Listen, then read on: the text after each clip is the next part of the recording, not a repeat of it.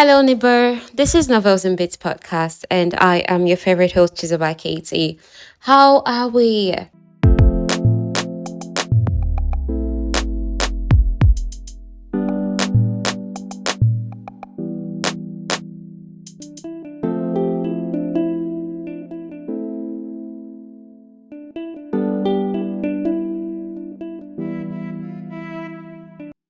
Welcome to Monday. How you doing? We've been doing From Blood and Ash. This should be the fifth part that we're releasing, the fifth part. After this story, I promise that stories we do more going forward will be more summative. But if you prefer this longer version, how it is, just let me know, okay? I'm just trying to test different things to know what you prefer. Now, just let's get started with the story. From Blood and Ash, this is the fifth part that we are doing. And we've seen that in the last episode, Poppy was allowed to attend this rite. This one happening this year. This is going to be the last one before her ascension, which she doesn't know what it means, her own ascension. She knows for the others they'll become ascended, but for her as a maiden, she doesn't know what she's ascending into, right?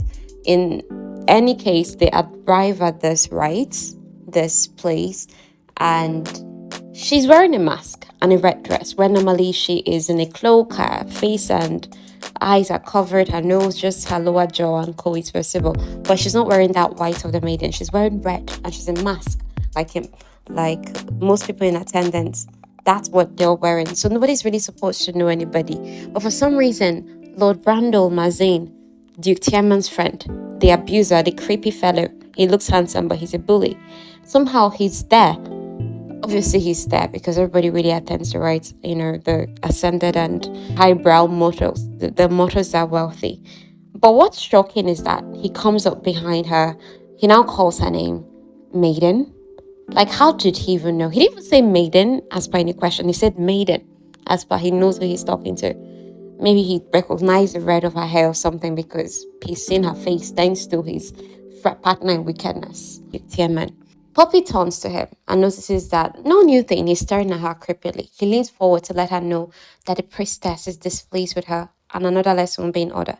Remember last episode that Hawk challenged the priestess when the priestess wanted to slap Poppy, something that the priestess is used to doing. But this is the first time that anybody's standing up for Poppy. But Poppy already suspected that there will be punishment because she's supposed to take the abuse. Okay? That's what they teach her to do. Now, she just takes this sharp inhale of breath as per, oh, that's not news, but still does not pleasant to look forward to this punishment. However, his cologne reminds her of the day that girl was killed. That girl that was found in one of the studies that her clothes was bunched around her waist and there were puncture wounds of fangs in her neck.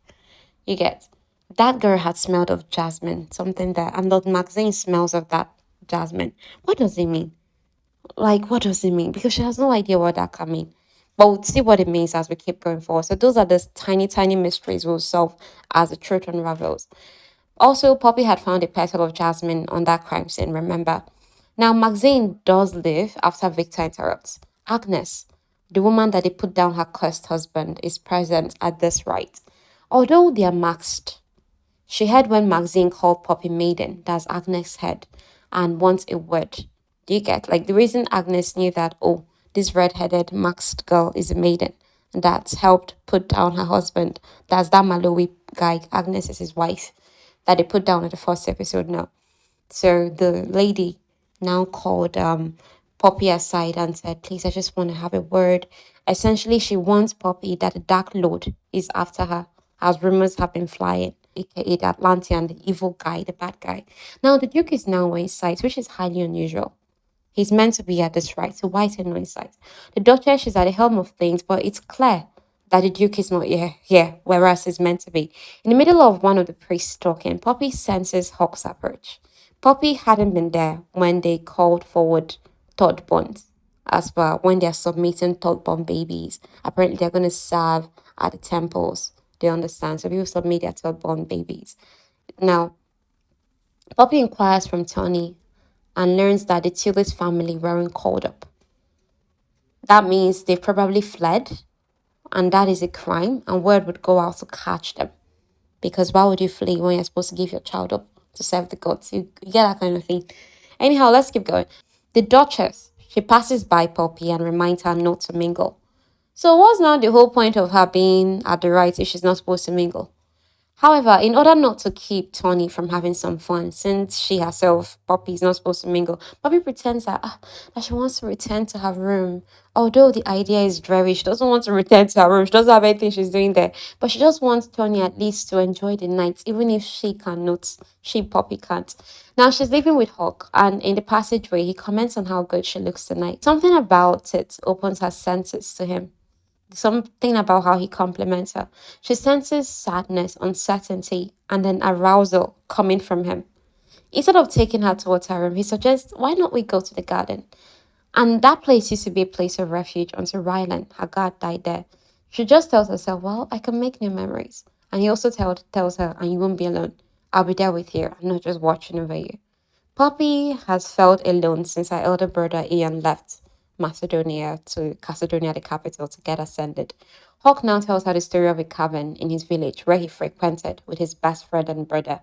It was an oasis, but then his brother left and his best friend followed suit a few years later. The place felt haunted now. He hasn't gotten a chance to make new good memories there. Poppy sincerely hopes that Hawk gets to, considering that royal guards, they're not known to live long, and she hopes he does get a chance to do as he wants to, make new memories in a place that became dreary but was once special, okay? Now, Poppy doesn't want to view the night flowers, the night blooming flowers in the garden, because that's what she was doing when her guard was killed, and it just makes that day come back to her. She doesn't want that. Hawk now takes her to his favorite place. It's the willow. At the very edge of the southern side of the Queen's Garden was a large, several hundred-year-old weeping willow. Its branches nearly reached the ground, creating a thick canopy. In the warmer months, tiny white blossoms clung to the leaves. Poppy and Ian, they had many adventures here at this weeping willow. There might be people on that day, oh, because people used to just stay there. Hawk is certain that there are no people here. She now asks, okay, even if there's no one on that day, people used to come here sharp for clandestine activities. What if someone is coming? Hawk now replies her, I'll hear no. Dude, are your senses that good? Under the willow is a different world, and it's so dark there. However, there are also benches. Poppy can't see. She can't see a thing, but somehow Hawk can. He easily sits and drags her to sit in his lap. She's now asking, what if someone sees? He just tells her, they won't know who we are. She now tells him, I'm the maiden Hawk. He replies, I don't care.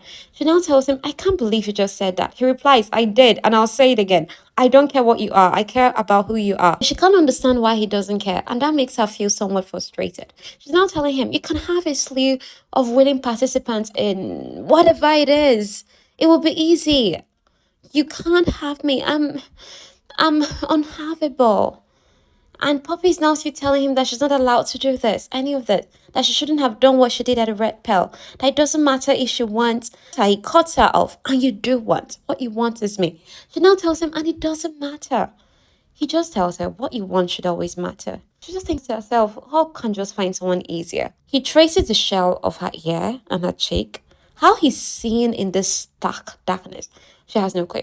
Hawk is intrigued by her, not anyone else. He's intrigued by her. He doesn't want anyone else. Her, okay? But the Duke's comments about her parents comes back to her. Hawk now speaks plainly. Duke is someone who humiliates those more powerful than he is. Someone like you, with your strengths, it makes him feel incompetent, which he is. And your scars, they're testament to your fortitude. They're proof of what you've survived. They're evidence of why you are here, when so many twice your age wouldn't be. They're not ugly. Far from it. They're beautiful, Poppy. And it's the fourth time he's calling her Poppy. He's always like, Maiden, princess, you know. Poppy is a name only her close friends and family call her. He now tells her, I hope we're friends. They are friends. So at the point, so they stay there until one of them sighs. They both recognize that their time in this secret place on their own world, that time is coming to an end. It's time for them to leave this cocoon. She now makes a bold request. She asks him to kiss her. Hawk doesn't deny her. There's so much want. But he stops him because he knows she wouldn't stop him.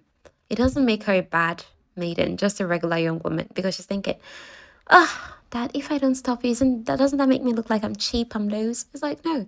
It just makes you normal, okay? Her shields were wide open, with him right here. And it's just impossible to tell whose emotion is which. Emotions are coming from her, emotions are coming from him. So she can't tell where her own ends and his begins. However, when the whole thing comes to a close, he has to stand to bring her to her feet. He is reluctant to leave, so is she. As they return to the walkway, they come face to face with Victor. That is Poppy's real guard. He sees them holding hands, and disapproval radiates out of him. Poppy is acting guilty, but Hawk is stoic. Victor says it's over his dead body that Poppy will ever be alone with Hawk again. Hawk is insistent that Victor has crossed a dangerous line and he should back off. So both of them are having an argument about why were you, Poppy? Where were you? Da, da, da. Now, Hawk is standing at a spot 1 minute while Poppy is talking to Victor. But the next moment she looks, he's gone from that spot so fast. She explains to Victor how she ended up alone with Hawk, that she was the one who asked for a kiss. Victor insists, well, Hawk shouldn't have complied with her request. He knows better than that. Her feelings spark and it loosens her tongue. She doesn't have anything. I can't celebrate my birthdays because that's ungodly. I'm not allowed to go to picnics at the Grove or to supper with others because I'm the maiden. I'm not allowed to defend myself because that would be unseemly. I don't even know how to ride a horse. Nearly every book is forbidden to me. I can't socialize or make friends because my sole purpose is to serve the kingdom by going to the gods. Something no one will even explain. What does that actually mean? Everything has been taken from me. My free will, my choice, my future. And I still have to suffer through the Duke's lessons. I still have to stand there and let him hit me, let him look at me and touch me. Do whatever he or the Lord wants. I have to stand there and take it. I can't even scream or cry. I can do nothing. So I'm sorry that choosing something that I want for myself is such a disappointment to you, the kingdom, everyone else, and the gods.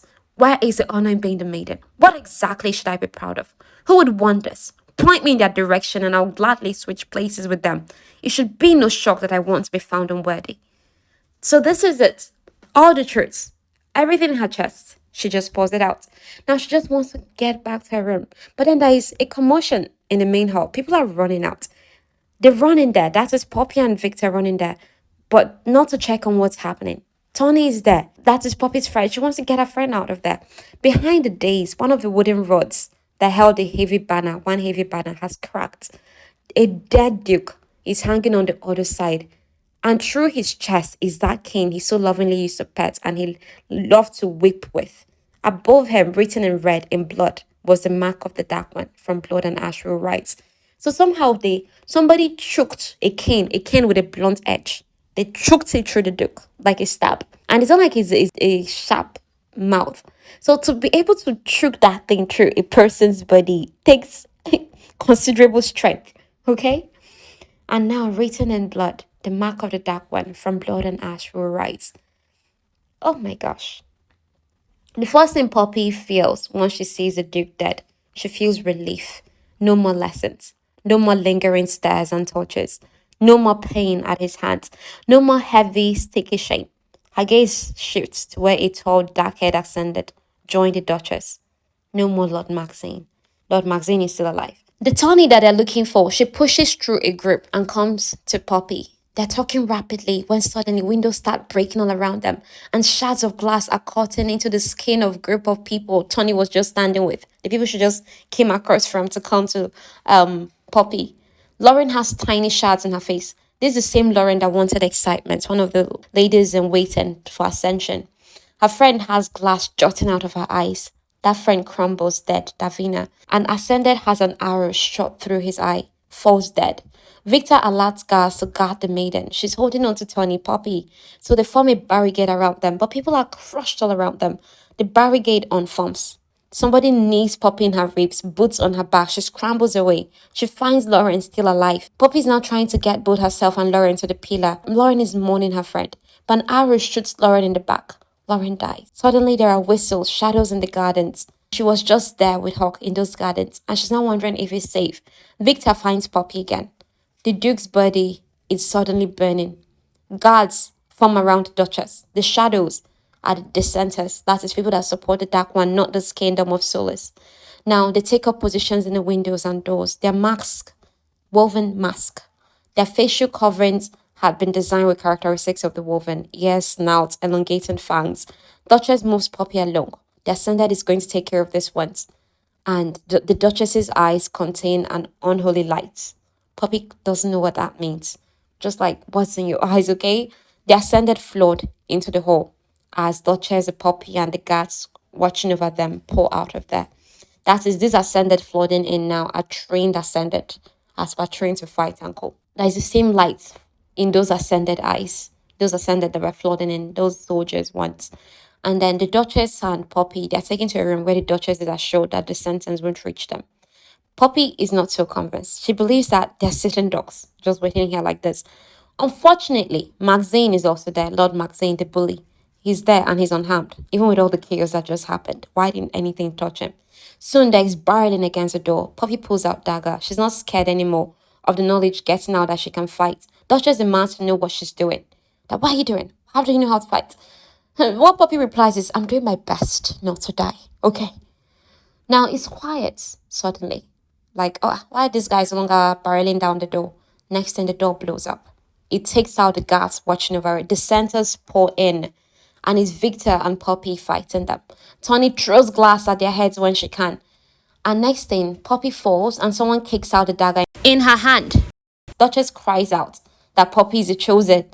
So that's the lazy person that could have mortally wounded Poppy. So Poppy uses that distraction to swing nearby axe at the person's stomach and then cuts off the person's head. She throws the knife at another standing next to Tony. All the centers are down. They're trying to get out of the room, but the wounded dissenter throws a sword at Victor. That's unavoidable. It's a slow motion. Poppy reaches for him. She's crying as he crumbles in her arms. This is Victor. He's someone like a father to Poppy. The dissenter's head goes the opposite direction of his body. It's Hawk that did that, cut off the dissenter's head. Hawk is covered in blood and soot. Victor keeps apologizing to Poppy that he couldn't keep his promise to protect her.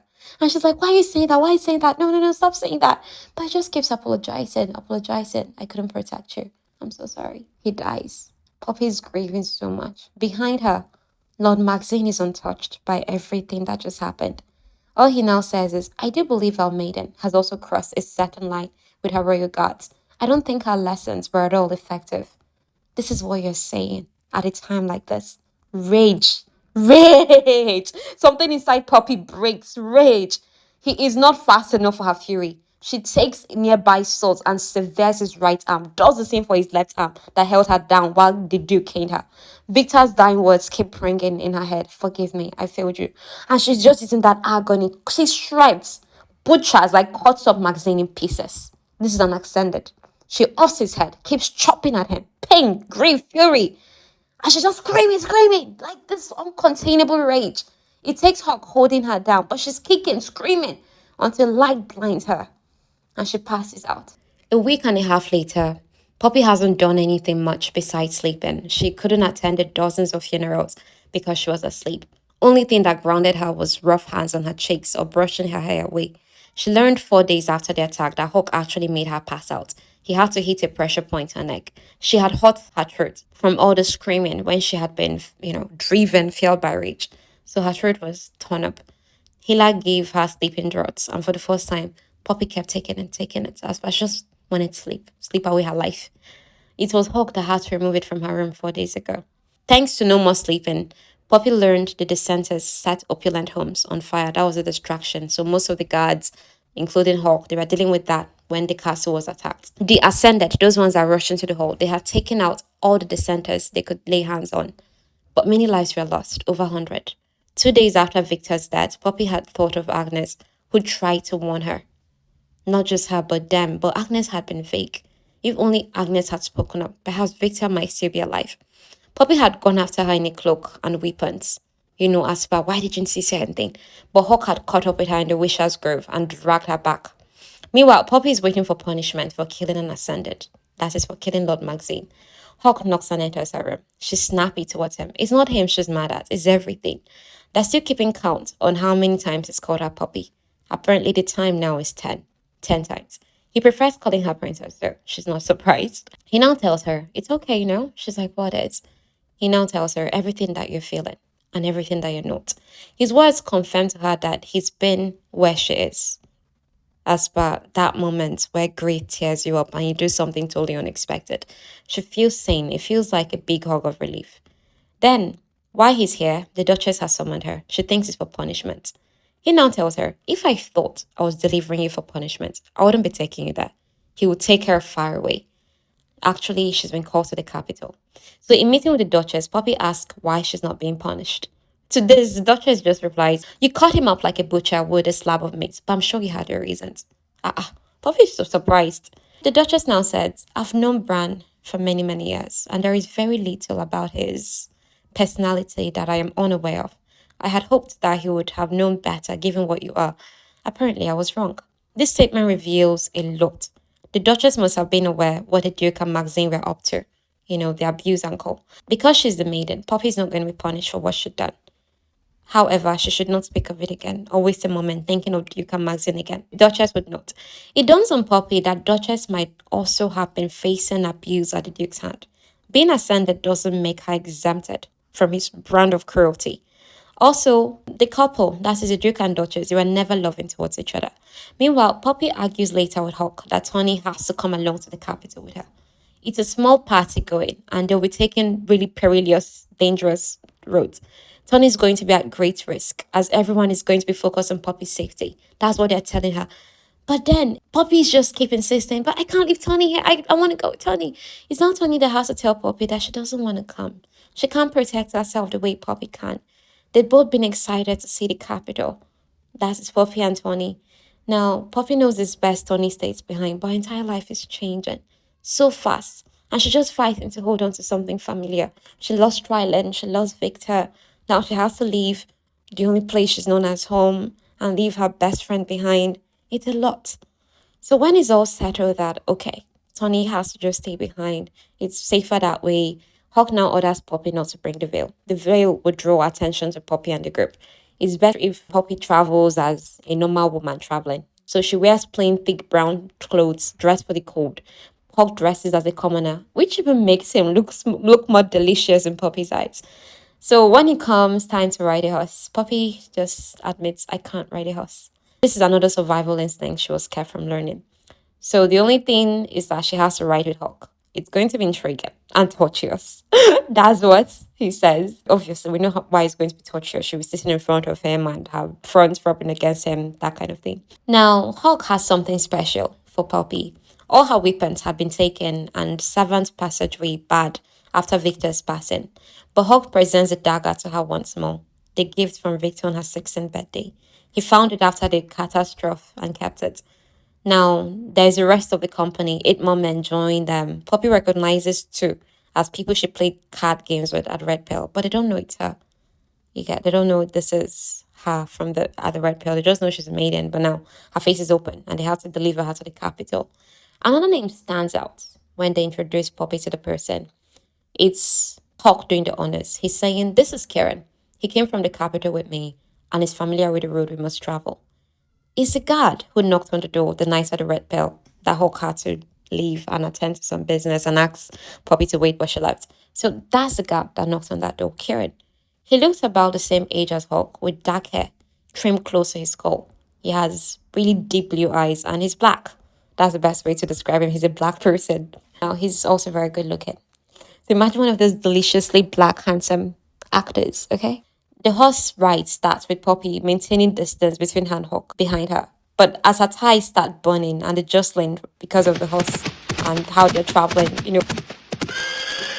and she can't be all stiff anymore. So she's forced to relax against Hawk. And it's his thighs now holding her in place. She doesn't even eat much when they stop for a snack break because she doesn't want it to disturb her on the riding. Now the whole thing turning her stomach and all. Now they reach a part and the riders slow down. They're not stopping. They're simply on the lookout for Barretts. Barretts are giant rats that used to be a nuisance to farmers, when people used to live here in the wastelands. But after it became the barren lands and food depleted, anything that came along, aka people, became food to the Barretts. Too bad Cravens don't eat Barretts. For all their bloodlust, I don't know why they should not be eating the Barretts and making life easier for people. Now, Poppy's stunned to learn that of all the things Hawk packed on this journey, he included the scandalous journal, that Willa Collins journal. It makes for a light-hearted moment in the face of everything shifting in her life. Then they approach a sea of crimson, stretched as far as the eye could see, the blood forest. Poppy had come to Macedonia a different route that hadn't cut through this way. On the grounds, there's so many dry bones. Now, on well-worn paths, there is no fallen leaves. This place is unnatural, the blood forest. Normally if you're passing a forest, leaves should be on the ground, where people travel through. That is, leaves that fall from there. Unless somebody's sweeping there every day, and we know that nobody stays here except the craven. There's something about this place just unnatural. I mean, leaves that are red as blood, backs that basically looks like they're bleeding out. It's just a very unnatural place. Hawk now announces that they'll need to stop soon for the horses to rest. So Poppy wants to laugh at the situation that is not funny. Like, laugh off. Are you serious? Please tell me you're joking. But he's not. They have to spend the night in the blood forest where the craven roams. The craven roams these woods, yet they have to stay here and rest. Poppy's adventure has started. Are you excited? Because I am. So we're just gonna end this here today. This is an episode longer than usual again. And seeing how we covered a lot of ground today because, hey, I summarized much faster. Looks like we only have one more part or two parts at most and the story is completed. And I don't have our next story ready. Anyhow, no problem. We'll figure it out. Thank you for tuning in. Tell someone about it. Tell someone about the podcast, about the story. Share all the good stuff, please. Okay.